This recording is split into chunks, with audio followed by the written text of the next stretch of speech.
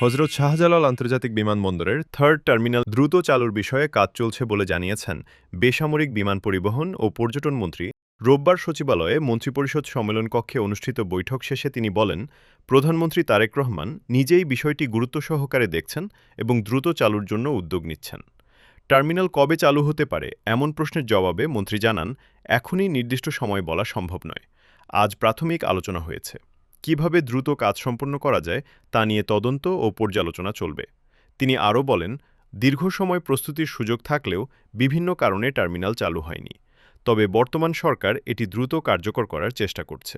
উল্লেখ্য, হজরত শাহজালাল আন্তর্জাতিক বিমানবন্দরের থার্ড টার্মিনাল নির্মাণ প্রকল্প হাতে নেওয়া হয় ২০১৭ সালে।